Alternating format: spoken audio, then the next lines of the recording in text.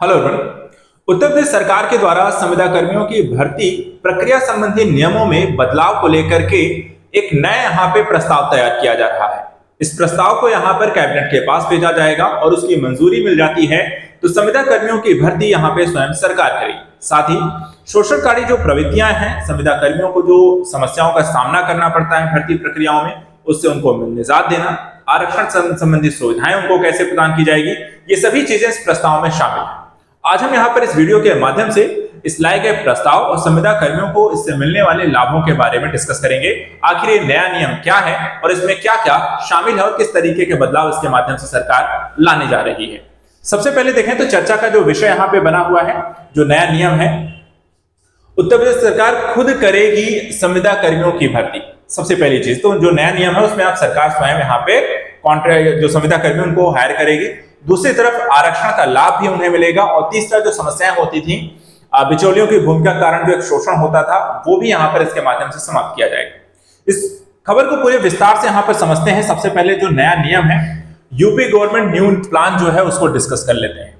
देखिए, सरकार जो है संविदा कर्मियों के शोषण को रोकने को लेकर के एक बड़े कदम के तौर पर इसको आगे बढ़ाने जा रही है। उत्तर प्रदेश सरकार का जो श्रम विभाग है एक ऐसा प्रस्ताव यहाँ पे तैयार कर रहा है जिसके तहत अब आउटसोर्सिंग की भर्ती प्रक्रिया से जो बिचौलिए हैं उनको हटा दिया जाए। उसकी जगह पे सरकार खुद कर्मचारियों की भर्ती करेगी और ये जो प्रस्ताव है इस प्रस्ताव को कैबिनेट की मंजूरी के लिए जल्दी यहाँ पे प्रस्तुत किया जाएगा। और कैबिनेट की अगर मंजूरी इस नियम को तहत जो यहाँ पे बदलाव जो प्रस्ताव यहाँ पे रखा जा रहा है, अगर इसमें यहाँ पे सरकार इसको मंजूरी देती है तो इस तरीके से यहाँ पे संविदा कर्मियों को सीधा सीधा सरकार स्वयं हायर करेगी। संविदा कर्मियों के हितों की रक्षा के लिए इस नई प्रणाली जो लागू करने की योजना है इसके बारे में थोड़ा सा समझिए। देखिए, भर्ती प्रक्रिया में आरक्षण का लाभ देने पर जोर रहेगा। मूल रूप से सरकार ये सुनिश्चित करने जा रही है इस योजना के माध्यम से कि जो संविदा कर्मी हैं उनकी जो भर्ती होनी है वो किस आधार पे हो, योग्यता और पात्रता के आधार पर होनी चाहिए।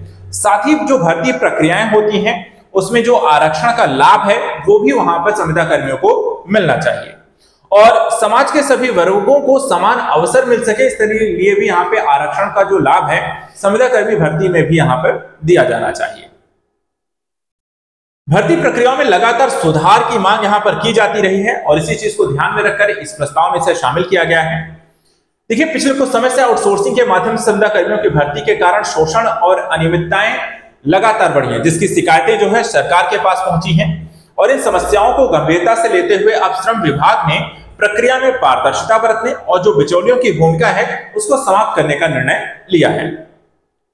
समस्याएं क्या क्या है तो देखा जाए, जो वर्तमान भर्ती प्रक्रिया इसको लेकर के संविदा कर्मियों द्वारा समय समय पर आंदोलन भी किए गए हैं। कई सारे मांगे उनकी लगातार रही हैं सरकार से।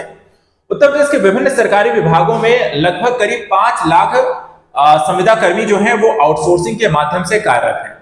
इन कर्मियों की भर्ती में अनियमितताएं और वेतन संबंधी समस्याओं को दूर करने के लिए सरकार एक नई प्रणाली को यहाँ पर अब तैयार कर रही है ताकि जो सेवाएं आप प्रदान कर रहे हैं संविदा कर्मी के तौर पर उसका मुआवजा या कैसे एक तरीके जो वेतन है वो समय पर मिल सके और जो गड़बड़ी होती है जिसके कारण कई बार वेतन रुक भी जाता है, जो बिचौलियों की स्थिति रहती है वो भी यहाँ पर समाप्त किया जा सके।